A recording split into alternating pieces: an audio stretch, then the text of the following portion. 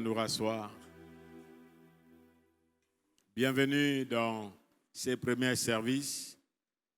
Que le nom du Seigneur soit glorifié. Lui qui est notre repos. Et nous voulons saluer nos bien-aimés frères et sœurs qui nous suivent dans les médias, dans les réseaux sociaux, YouTube, Facebook, et surtout à la parole éternelle. Nous voulons nous encourager, frères et sœurs. Dieu nous a donné un instrument qui fait écho dans cette ville et dans les périphéries. Même ça touche une partie de Brazzaville jusqu'à le plateau de Bateke. Nous devons bénir le Seigneur, non pas seulement parce que nous écoutons la parole, mais nous devons participer aussi à l'avancement. Les matériels peuvent être vétustes, mais où est-ce que nous allons trouver d'autres matériels sinon au travers de nos contributions? Nous écoutons l'annonce qui passe, $1 ou plus, mais nous voulons faire plus pour la gloire de notre Dieu. Que son nom soit béni. Suivez aussi vers 17h le message qui est passé ici à la parole éternelle. À partir de 17h, vous allez les suivre. Nous bénissons le Seigneur pour la communication chrétienne, les frères qui sont dans la technique. Et merci, Néo Musical.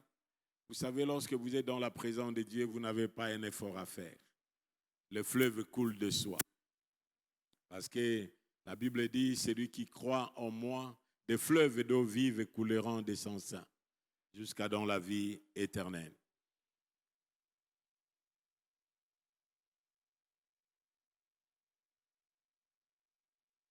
Nous parlons de deux natures, nous avons parlé de deux maisons.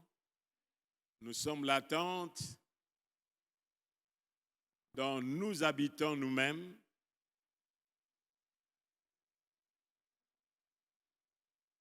Et cette tente-là abrite Dieu, abrite l'Éternel lui-même. Et dans cette tente-là, il y a deux natures. La nature adamique, charnelle, et la nature de Dieu pour les enfants de Dieu.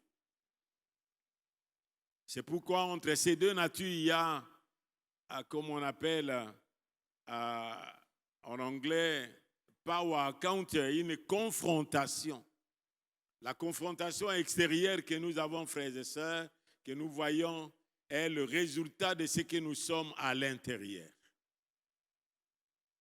Et souvent, en tant qu'enfants de Dieu, lorsque nous oublions ça, nous allons connaître une vie de défaite continuellement. Et nous ne ferons pas de progrès. Oh, la parole de Dieu nous enjoint de faire des progrès. Car la Bible nous dit que lorsque nous sommes, le cœur s'est converti au Seigneur, nous sommes transformés de gloire en gloire. La foi chrétienne n'est pas une foi stagnante, la foi stérile. La foi chrétienne, c'est une foi qui fait des progrès. Ça, c'est le but. Jusqu'à ce que nous soyons remplis dans toute la plénitude de Dieu. Et nous bénissons le Seigneur aussi pour nos bien-aimés qui sont revenus, qui sont allés en mission. L'un à Gemena, l'autre à Kananga, ils sont revenus encore. Papa Mupanda et Papa Robel Kazumba, je le vois là-bas de l'autre côté. À que le nom du Seigneur soit béni. Amen. L'œil de l'aigle. Soyez le bienvenu à la maison. Et merci pour ce que le Seigneur fait de vous et que le Seigneur vous distingue là que vous êtes. Aujourd'hui, le temps est venu pour la révélation des fils de Dieu. Dites à quelqu'un, le temps est venu pour que tu te révèles. pour que Dieu se révèle en toi et au travers de toi. Amen. Gloire soit rendue à Dieu. C'est pourquoi nous parlons de cette confrontation, les combats. Nous écoutons les combats, mais le combat d'affrontissement est réel. Ça commence d'abord en nous. Et j'aime bien la parole de Dieu qui est claire là-dessus. Quand vous lisez Romains, vous trouvez que la bataille n'est pas à l'extérieur de nous, mais en nous. Mais quand vous allez dans Éphésiens 6, vous allez trouver que cette bataille est contre ce qui est à l'extérieur pour défendre nos acquis. Et la parole de Dieu est merveilleuse. Nous lisons et nous continuons sur la pensée, sur le combat d'affranchissement ou le conflit entre les deux natures. Pour comprendre cela, vous pouvez intituler ça comme ça. Le combat d'affranchissement. On affranchit qui? Je vais être affranchi. Est-ce que c'est par mes efforts? Les conflits entre les deux natures, c'est deux natures opposées, l'une et l'autre, nous dit la parole de Dieu. Lisons avec moi dans les livres de Galates, chapitre 5.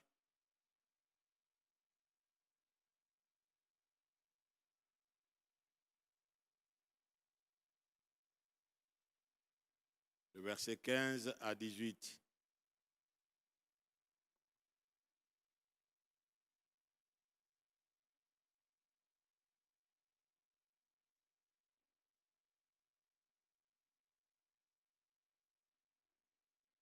Non, 16 à 18.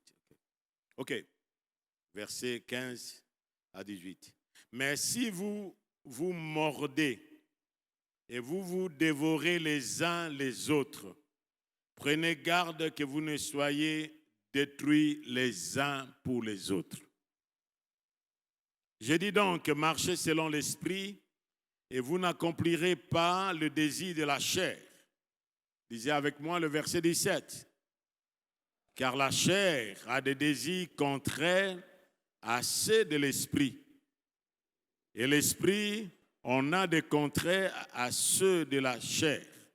Ils sont opposés entre eux, afin que vous ne fassiez point ce que vous voudriez.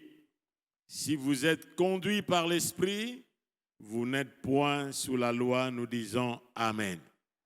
Amen. La chair a des désirs contraires à ceux de l'esprit. Et l'esprit en a de même, des contraires à ceux de la chair. Ils sont opposés l'un et l'autre. Voilà ce qui se passe lorsque nous acceptons Jésus. Ça, c'est Galate qui le dit. Mais avant d'arriver là, l'homme naturel qui vit dans le péché. Le premier point que nous parlons toujours, c'est le dessein de Dieu qu'il voulait. Le dessein que Dieu s'était proposé lui-même, c'était d'habiter dans l'homme, parmi et avec, au milieu d'eux.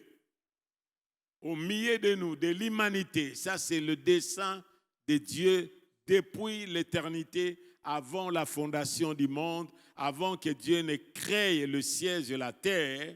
Dieu s'était proposé lui-même cette pensée-là, d'avoir des femmes, des filles et des fils qui lui appartiennent. Ça, c'était sa pensée. Il s'était proposé en lui-même. Il n'avait pas un comité. Il n'avait pas un Sénat. Il n'avait pas un Parlement.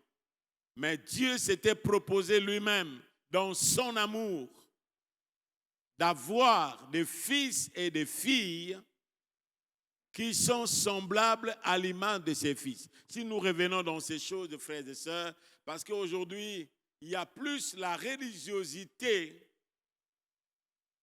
que la foi. L'homme est caractérisé par la religiosité. C'est pourquoi nous ne voyons aucune influence de l'Église autour de nous.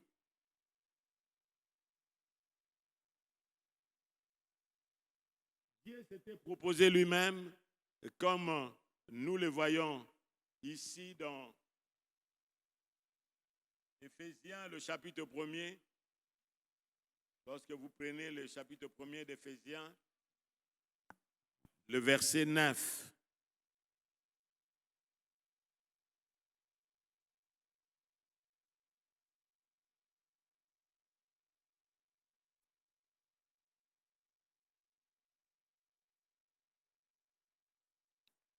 Nous faisons connaître le mystère de sa volonté, le mystère, ce qui est caché, selon les bienveillants desseins qu'il avait formés en lui-même, pour les mettre à exécution lorsque le temps serait accompli, de réunir toutes choses en Christ, celles qui sont dans les cieux et celles qui sont sur la terre. Amen. Dieu voulait que le ciel et la terre fassent un en Christ. Ça, c'était la pensée de Dieu. Réunir ce qui est aux cieux. Qui est aux cieux? Il y a quelqu'un qui a chanté un chant que nous avons chanté au début ici. Qui donc dans les cieux est semblable à toi, qui est puissant. David a dit ceci. Je n'ai aucun autre ciel que toi. Et ici sur terre, je ne prends plaisir qu'en toi. Amen. C'est-à-dire, il voulait dire qu'au ciel, je n'ai pas quelqu'un d'autre, même pas un ange, plus puissant soit-il. Mais ici sur terre, mon plaisir, ma joie, c'est toi, éternel des âmes. Voilà ce que Dieu voulait. Ça, c'est le point 1. Mais lorsque l'homme est tombé dans le péché, il est resté avec cette image abîmée de Dieu. L'état d'une personne non régénérée qui vit sous la loi. C'est ce que nous trouvons ici dans le passage de Romains chapitre 7. Lorsque vous prenez ça, c'est une personne qui vit sous la loi, qui cherche à vivre le standard de vie voulu par Dieu. Il cherche, parce que la Bible nous dit que Dieu a placé dans l'homme la pensée de l'éternité. Cette pensée de Dieu qui est restée là au fond de lui-même, dans son âme et dans sa raison. C'est dans l'âme et dans la raison de l'homme, parce que l'homme, quand il a péché, il ne vivait plus dans l'esprit, il vivait dans l'âme, qu'on appelle soma. C'est pourquoi il y a bien des gens aujourd'hui, quand vous écoutez les voyages astrales, de quoi que ce soit, ils travaillent le soma. Non, ils ne sont pas en contact avec l'Esprit de Dieu. Et cet homme non régénéré, qui est dans ces textes de Romains 7, qui vit sous la loi, il vit sous la loi de sa conscience l'acquise. Il peut refuser aujourd'hui de ne pas faire ça, mais demain il se retrouve sous le tapis. L'homme non régénéré vit sous la loi de l'Ancien Testament qui accepte la vérité tout en étant conscient de son incapacité à vivre une vie qui plaise à Dieu. C'est pourquoi nous voyons cette personne qui crie. J'aime faire le bien, mais je trouve en moi quelque chose de contraire qui me pousse toujours à faire du mal. Ce que je veux, je ne le fais pas. Mais ce que je ne veux pas, je le fais.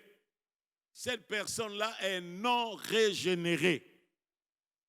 Le conflit entre l'être humain au pouvoir du péché, ceci montre que livré à nous-mêmes, l'on est incapable de vivre et de résister au péché, d'obéir à la loi de Dieu et par conséquent incapable d'être même justifié, d'être sanctifié et de faire ce qui est bon. C'est pourquoi nous voyons Jésus-Christ, lorsque l'homme riche lui a dit, « Bon maître, qu'est-ce que je dois faire ?» Le Seigneur lui a rétorqué, il a dit, « Il n'a pas de bon que Dieu seul. » Amen. Il n'a pas de bon que Dieu seul. David a dit ceci, « Il n'a rien de bon dans ma chair. Il n'a rien de bon. » Rien de bon. Sanctifié ici, c'est quelqu'un qui est mis à part. Ces conflits est dans la vie de chacun de nous. Nous le voyons dans Romains, il est dit, moi je suis charnel, la loi est bonne, la loi est spirituelle, mais moi je suis charnel, vendu au péché. Ça, ce n'est pas un enfant de Dieu. Il n'est pas un enfant de Dieu là.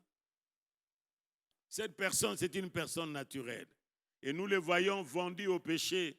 Les expressions vendues au péché, nous les trouvons dans le livre de 1 Roi, chapitre 21. C'est ce que Élie parlait à Akab. 1 Roi, le chapitre 21, dans son verset 20 et 25.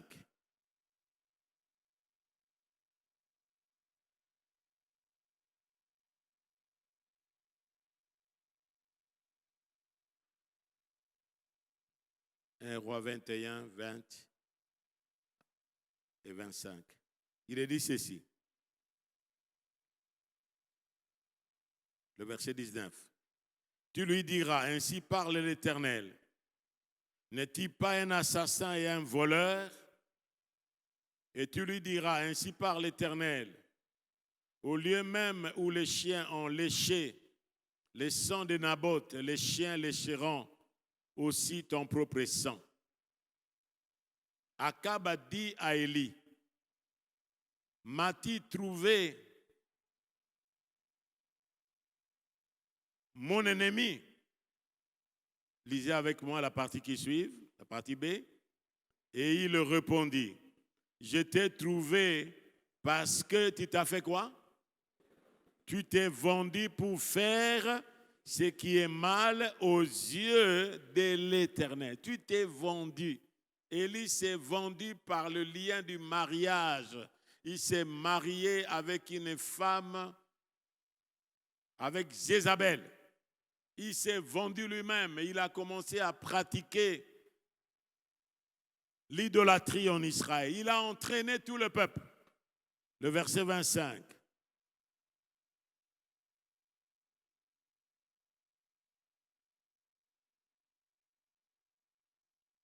Il n'y a eu personne.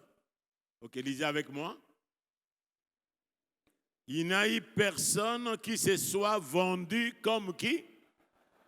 Pour faire ce qui est aux yeux de l'Éternel, et Jézabel, sa femme, lui incitait. Voilà. Il y a une incitation. Même si quelqu'un t'incite et qu'en toi, tu ne réponds pas à cette incitation-là, il n'y aura pas quelque chose. Amen. Il s'est vendu. Jézabel a incité d'adorer les idoles. Frères et sœurs, combien de fois de relations, de rapports, des amitiés, des fois qui nous incitent, c'est pourquoi la Bible nous dit la mauvaise compagnie corrompt quoi? Les bonnes mœurs.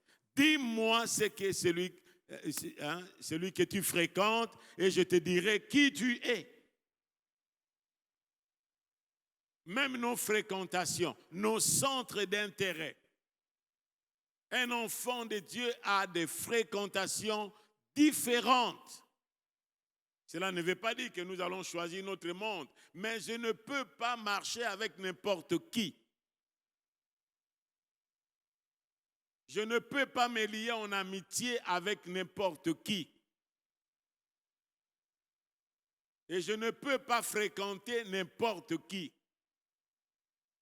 Si moi-même je sais que cette fréquentation-là va aboutir à quelque chose qui va détruire le témoignage de Dieu que je porte, je romprai cette relation et rester seul que d'être dans cette relation et de blasphémer le nom de mon Dieu. Est-ce que quelqu'un m'entend ce matin? Voilà cet homme régénéré. Dans le chapitre 2 des Rois 17. Akab s'était vendu.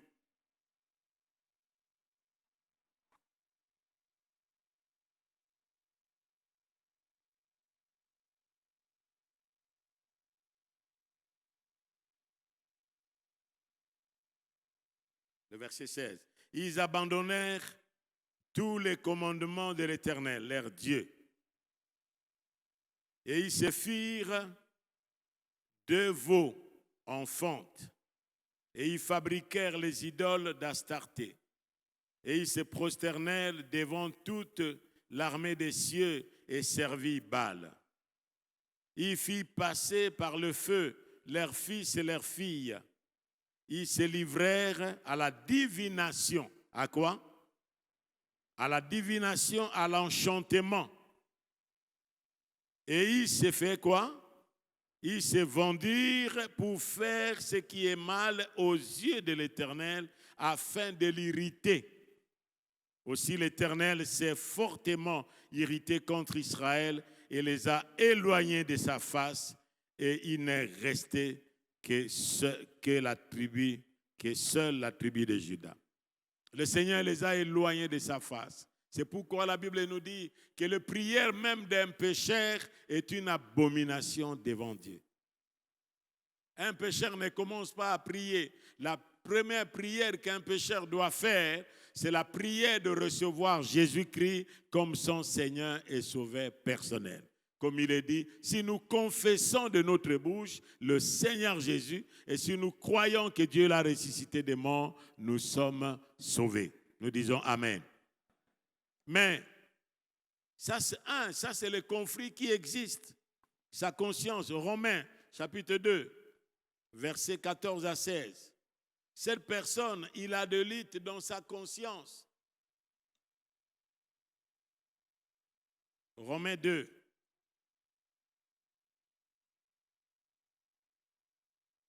Ça, c'est le premier homme naturel. Pour distinguer de celui qui a donné son cœur au Seigneur, son combat se trouve à quel niveau? Est-ce que nous sommes d'accord avec vous? C'est là que nous sommes en train d'aborder. Ici, ce que nous partageons là, c'est un homme naturel qui s'est vendu.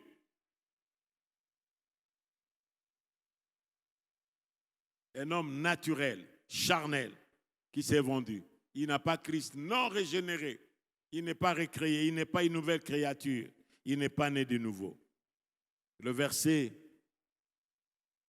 14 de Romains 2. Quand les païens qui n'ont point la loi font naturellement ce que prescrit la loi, ils ont en eux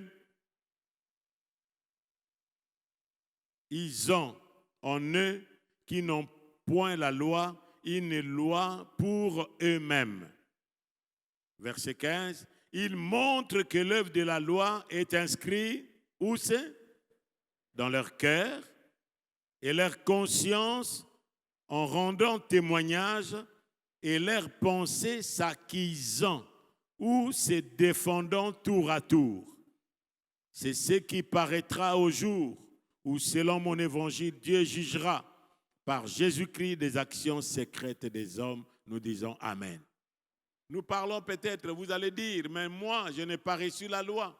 Celui qui a reçu la loi de Dieu, c'était les enfants d'Israël. Mais les païens qui sont morts sans connaître la loi, ils avaient la loi en eux-mêmes.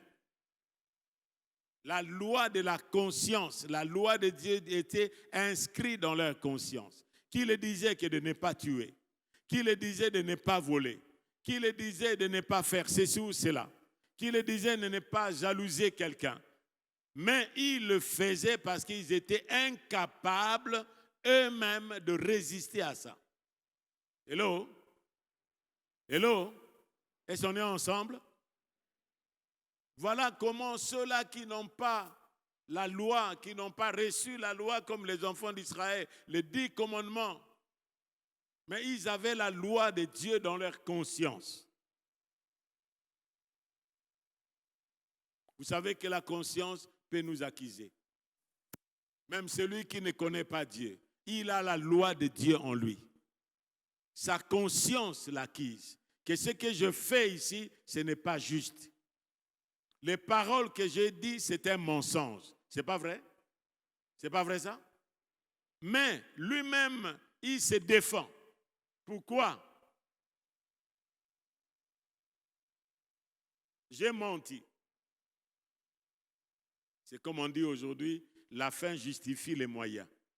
Peu importe les moyens que je peux en prêter pourvu que j'atteigne le but. C'est pourquoi vous voyez aujourd'hui les gens qui sont conscients qu'il est en train de mentir. Il est conscient. Et il se met à la télévision, à la radio, un responsable, un professeur d'université. Quelqu'un qui tient la loi, mais qui ment. Qui est en train de torpiller tous, sa conscience est émoussée. La conscience ne l'acquise plus jamais. Sa conscience est émoussée.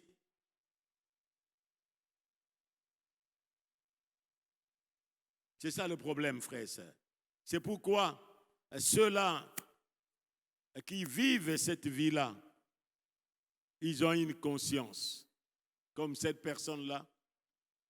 J'ai parlé avec une personne. Il a dit quand j'étais dans le service entre guillemets, je regrette des actions que j'ai posées. La première fois qu'on m'avait dit de me mettre, c'était quelque chose que je lisais dans les livres de chrétiens, de martyrs. Alors pour la première fois, ce militaire-là qui a donné son cœur au Seigneur a dit, pour la première fois, quand on m'avait dit d'exécuter quelqu'un, j'étais là, je tremblais. Je tremblais avec mon fusil. Je tremblais. Je disais, mais comment je peux faire ça? Pourquoi il tremblait? Sa conscience le faisait quoi? Hein? L'accuser. Que ce n'est pas bon ce que tu vas faire. Il a dit, et le commandant était là. Lui, le commandant avait le revolver derrière lui. Et lui avait l'arme. Et celui, le commandant lui disait, 1, 2.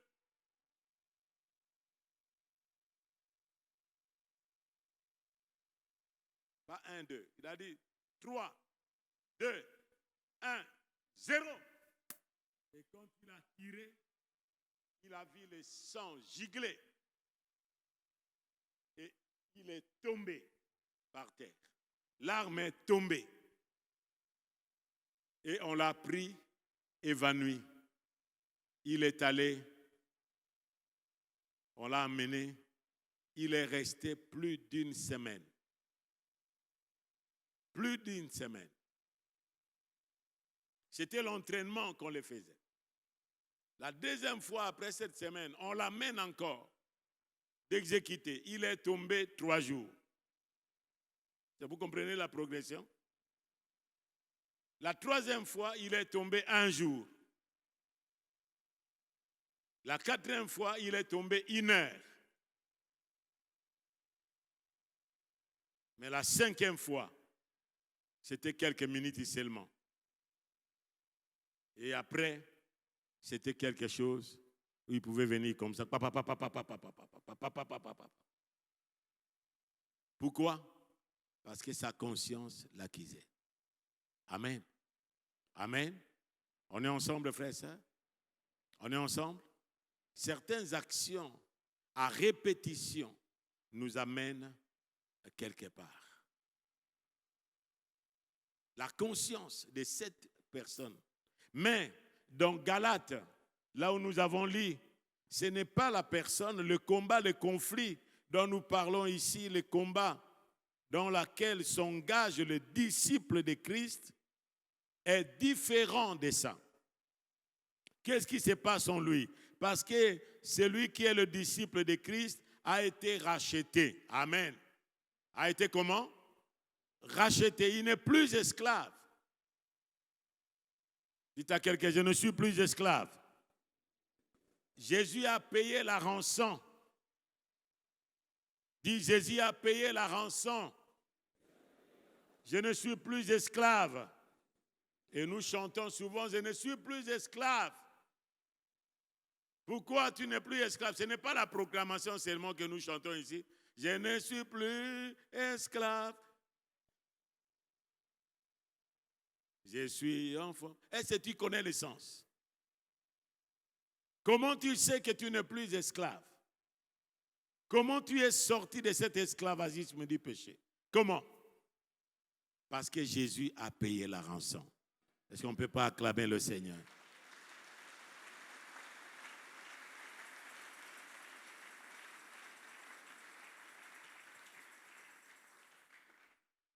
Dans Matthieu 20, verset 25, il est dit ceci. Verset 28, il est dit ceci.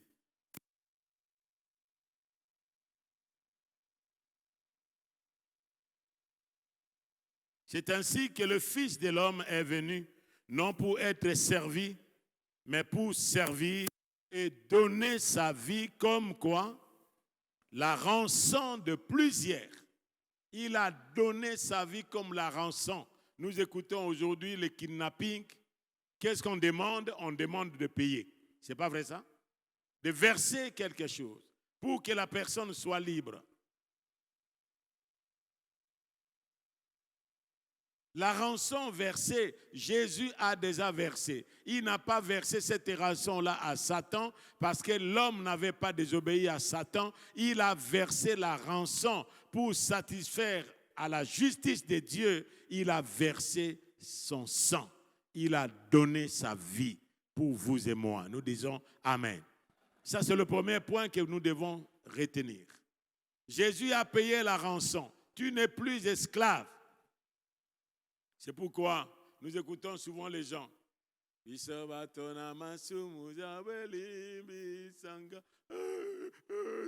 Jésus, Seigneur. Non. Je ne suis plus pécheur. Amen. Amen. Mais j'ai la possibilité de faire quoi? De pécher. Est-ce que vous voyez la différence? Nous voyons la différence. Il y a la possibilité. Pourquoi? Parce que j'ai en moi cette nature adamique qui n'a pas encore connu la rédemption complète. Waouh! Est-ce que quelqu'un m'entend, s'il vous plaît? Frères et sœurs, jamais. Aujourd'hui, nous aimerions, frères et sœurs, ici à l'Arche de l'Alliance, que nous puissions comprendre la différence de certaines choses. Lorsque nous comprenons cela, oui, il y a la lutte en vous. Mais comment nous allons remporter? La rançon a été déjà payée. Il nous a rachetés du pouvoir du péché et déclaré que le péché n'aura plus point le pouvoir sur nous. Romains, chapitre 6, verset 14. Écoutez les déclarations de la parole de Dieu. Romains 6, le verset 14.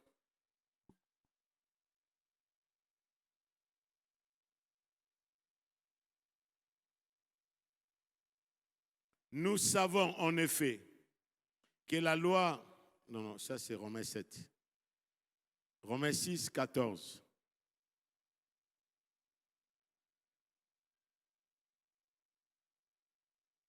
Le verset 12. Commencez le verset 12.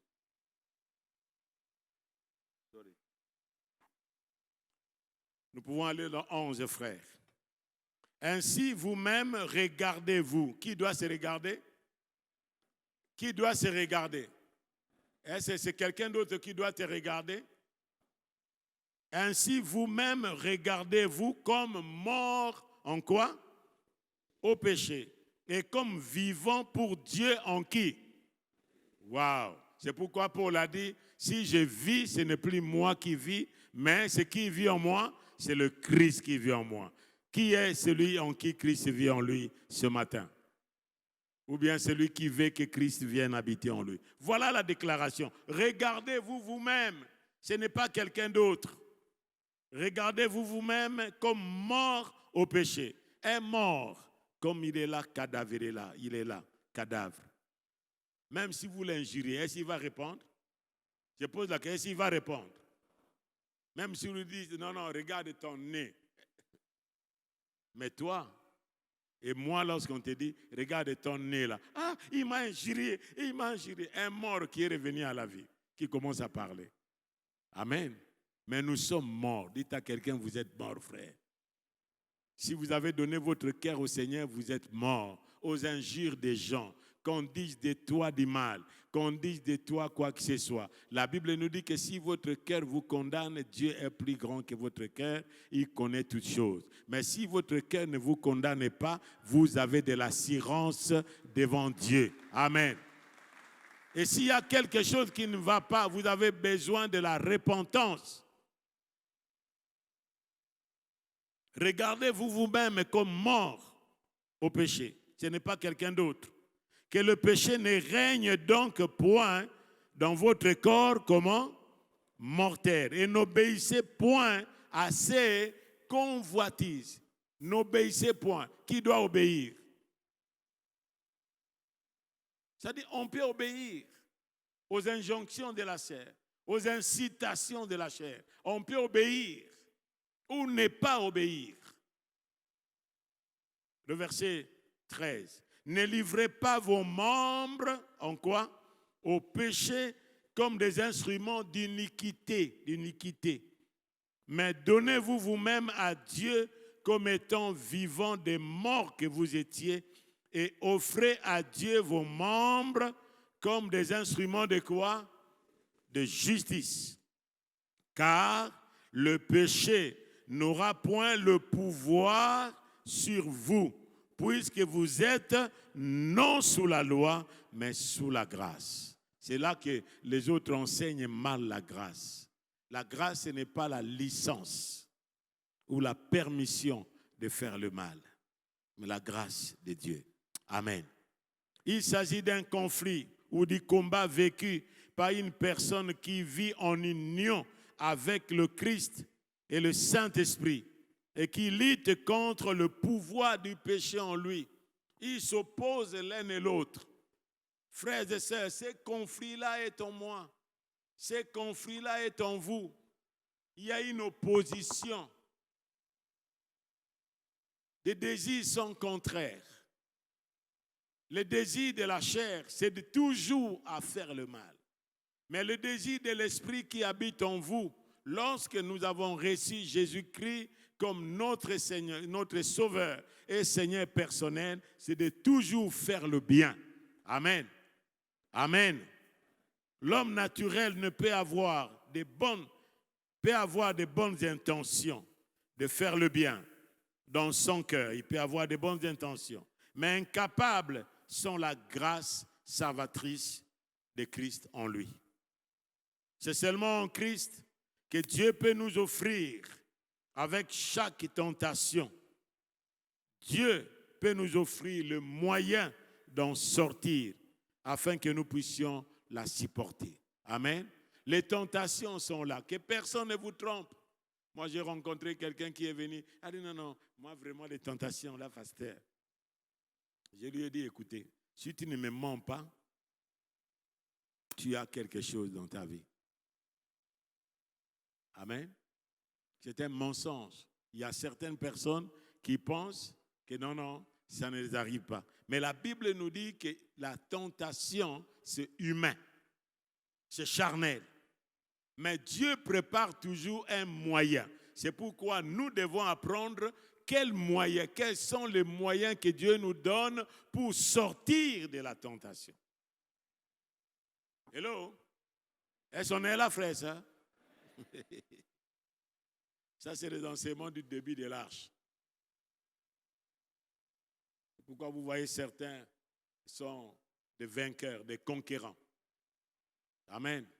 Ils ont connu ça. Et nous, dans mon esprit, on a senti que les choses que nous allons affronter, frères et sœurs, dans le jour qui viennent, ce sont des choses qui nécessitent que nous puissions comprendre d'abord la lutte qui est en nous-mêmes avant de connaître la lutte qui est à l'extérieur de nous. OK? 1 Corinthiens. 1 Corinthiens 10.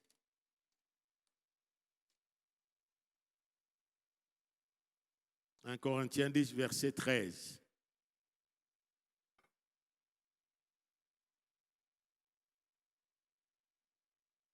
Ok, je commence au verset 11e. Ces choses leur sont arrivées pour servir d'exemple.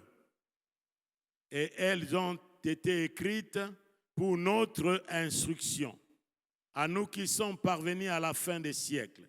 Ainsi donc, que celui qui croit être debout, qui prenne garde de faire quoi? De tomber. Verset 13. Disons ensemble, aucune tentation ne vous est survenue qui n'est point humaine, qui n'est point charnelle. Et Dieu qui est fidèle ne permettra pas que vous soyez tentés au-delà de vos forces. Quelles sont les forces? C'est moi-même, j'ai la force. Mais Dieu me donne la force. Et quelle est la force que Dieu me donne? Nous allons le voir ensemble. Peut-être les autres viendront nous compléter. La force que Dieu nous donne, d'abord, c'est la parole. Amen. Dieu nous donnera toujours au-delà de nos forces. Mais avec la tentation, il prépare aussi les moyens d'en faire quoi? D'en sortir, afin que vous puissiez la supporter. Amen. Le livre de Jacques. Jacques chapitre 1er.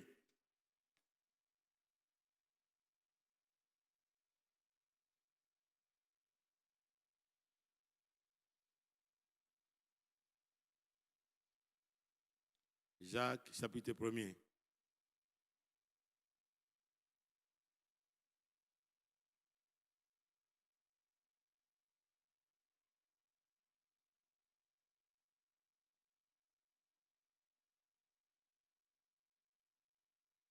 Ok, à partir du verset 12e. Heureux l'homme qui supporte patiemment la tentation, car après avoir été éprouvé, il recevra quoi? La couronne de la vie que le Seigneur a promis à ceux qui l'aiment. Verset 13, lisons ensemble. Que personne, lorsqu'il est tenté, ne dise « c'est Dieu qui me tente ». Car Dieu ne peut être tenté par quoi? Par le mal. Et il ne tente lui-même personne. Mais chacun est tenté quand il est attiré, soulignez bien attiré, et amorcé par sa propre convoitise. Puis la convoitise, lorsqu'elle a conçu, enfante quoi? Le péché. Et le péché étant consommé, produit quoi? La mort. Amen. La mort ne vient pas du coup. C'est là la pensée de Dieu, frères et sœurs. L'homme intérieur de celui qui n'est pas en Christ, c'est l'âme et la raison. Il vit dans la dimension de l'âme et de la raison. Mais pour celui qui est régénéré, qui a donné sa vie à Jésus-Christ, il a l'esprit. C'est l'esprit et la raison. C'est pourquoi, au temps des réformes, il y a eu ce qu'on appelle sola scriptura. C'est-à-dire, nous croyons, bien entendu, la foi guérit la raison. La foi surélève la raison. La foi donne le sens à notre vie et à notre raison. Seule la grâce régénératrice de Christ, si nous nous efforçons de vivre une vie délivrée de l'esclavage du péché et de l'immoralité sans être vraiment nés de nouveau, réconciliés avec Dieu, rachetés du pouvoir de Satan, transformés en nouvelles créatures en Christ et vivant une vie nouvelle dans l'esprit. Tous nos efforts seront vains.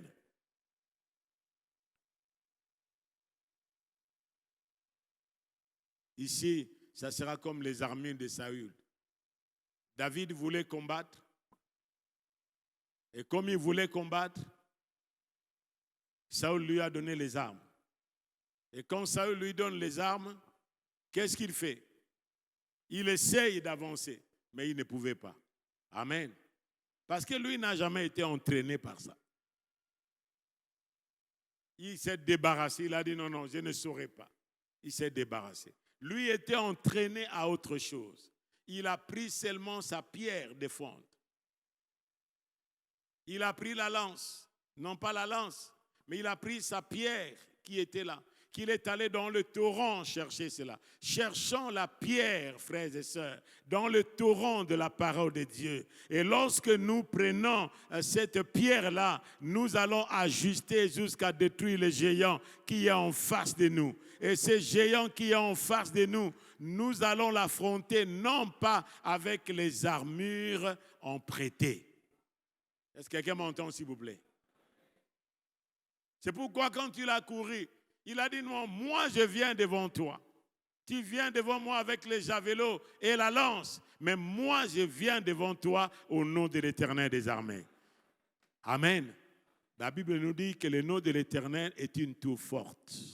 Les justes y accourent et ils sont en insécurité. Amen. Hein? Les justes y accourent et ils sont en quoi?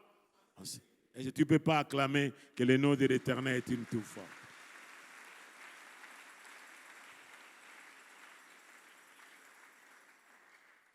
C'est pourquoi toute vie chrétienne menée sans la grâce de Christ n'est que défaite, malheur, esclave du péché. La Bible nous dit qu'ils promettent la liberté alors qu'ils sont esclaves de ce qui a triomphé en eux. Ils promettent la liberté aux autres quand ils sont esclaves de la corruption, car chacun est esclave de ce qui a triomphé de lui. Nous, ce qui triomphe en nous, c'est la foi. Dernier texte, 1 Jean, chapitre 5. 1 Jean 5.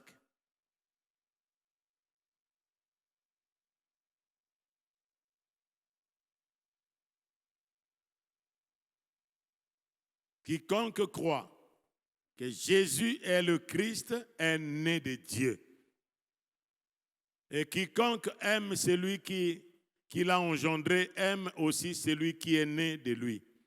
Nous connaissons que nous aimons les enfants de Dieu lorsque nous aimons Dieu et que nous pratiquons ses commandements.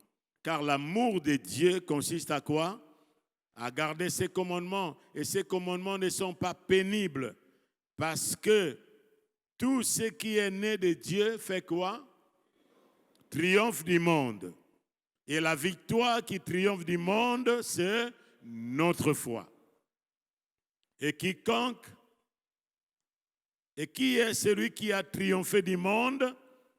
Sinon, celui qui croit que Jésus est le Fils de Dieu. Amen. Amen. Si vous croyez que Jésus est le Fils de Dieu, vous avez la victoire parce que Jésus a vaincu. C'est pourquoi la Bible nous dit, celui qui est en vous est plus grand que celui qui est dans le monde. Alléluia. Que le nom du Seigneur soit béni.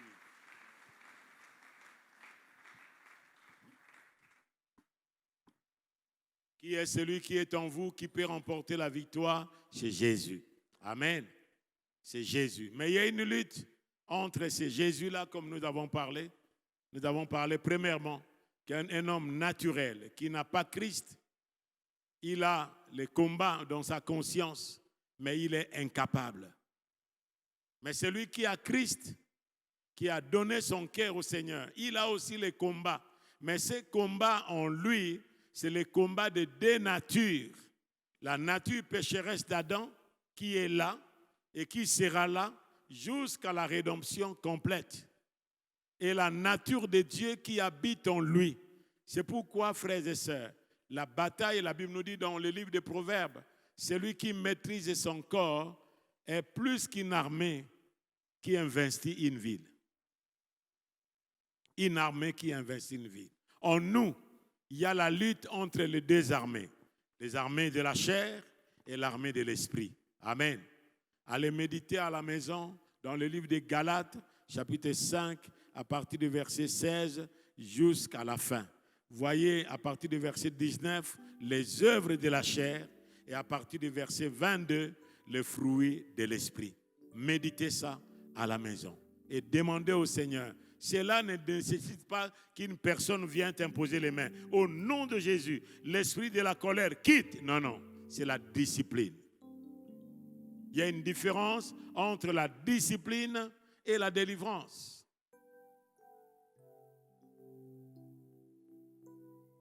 Nous avons besoin plus de la discipline en tant qu'enfants de Dieu. Mais discipliner dans le milieu où je fréquente. Mais discipliner qui je dois fréquenter. Mais discipliner dans la lecture. Mais discipliner même au niveau de la télévision. Même des réseaux sociaux. Mais discipliner. Il y a des images obscènes qu'on peut vous envoyer comme ça. On peut vous les balancer. Et lorsque vous avez ça, David a dit, je ne mettrai rien d'impur devant mes yeux. Levons-nous ensemble. Garde-moi, ô Seigneur, fidèle à toi. Garde-moi, ô Seigneur, fidèle à toi. J'ai appris à remporter des victoires à gagner. Ô Seigneur, garde-moi fidèle à toi. Oh, fidèle à toi. Garde-moi, ô Seigneur, fidèle à toi. Fidèle à toi. Garde-moi, ô Seigneur, fidèle à toi. Fidèle à toi. J'ai appris à remporter des victoires à gagner. Ô Seigneur, garde-moi fidèle à toi. Voulons-nous dire, frères et sœurs, la lutte que vous avez, ce n'est pas des démons. Ce n'est pas les démons. Ce sont les deux natures. La nature adamique qui est en vous et la nature de Dieu lorsque vous avez donné votre cœur à Jésus-Christ. Ils sont contraires l'un et l'autre. Ils s'opposent.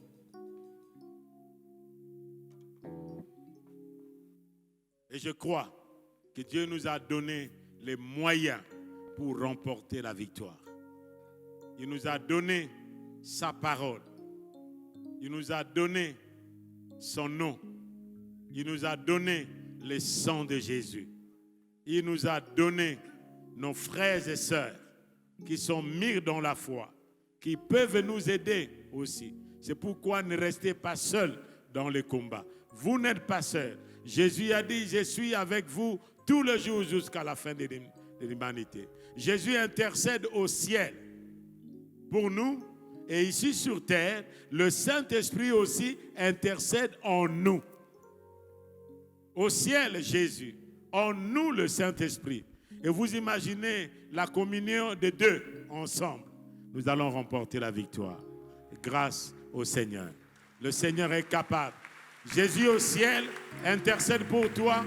Le Saint-Esprit en toi. C'est pourquoi il faut aimer la relation avec le Saint-Esprit. Il faut aimer la relation avec le Saint-Esprit. Dieu notre Père, nous te rendons gloire et grâce. Ce matin, si vous êtes là, vous pouvez ouvrir votre cœur et venir à Christ. Vous vous êtes débattu et des fois, peut-être vous êtes au premier niveau de cet homme charnel qui n'est pas régénéré. Dans la conscience l'acquise, dans la conscience, dans son cœur, la loi de Dieu le dit de ne pas faire ça. Mais il est incapable. Vous êtes incapable. Celui qui est capable de vous libérer de cela, c'est Jésus-Christ seul. Quand il vient en vous. Mais vous qui avez donné votre cœur au Seigneur, ne pensez pas que ce sont des démons. Oui, vous pouvez ouvrir des portes aux démons. Vous pouvez ouvrir des portes aux démons parce que lorsque vous vivez dans la chair, le Saint-Esprit va être amoindri, va être étouffé. Et il peut même quitter. Et quand il quitte, vous restez quoi? Vous restez qui? Vous pouvez aussi dire, Seigneur, merci pour les moyens que tu m'as donnés. La parole de Dieu. C'est pourquoi il faut méditer. David a dit, je serre. Salomon a dit, je serre ta parole dans mon cœur afin de ne pas pécher contre toi. Père Céleste, merci. Merci Seigneur. Merci Seigneur. Que ce matin, si vous êtes là, le Seigneur vous aime. Commence à prier. Commence à prier pour vous-même. Dites au Seigneur merci. Si vous êtes un enfant de Dieu déjà, dis-lui merci. Je comprends maintenant, Seigneur, que ce n'est pas les démons. Oui, je peux ouvrir les portes aux démons, mais c'est ma nature pécheresse qui me pousse à parler ainsi, qui me pousse de faire ceci.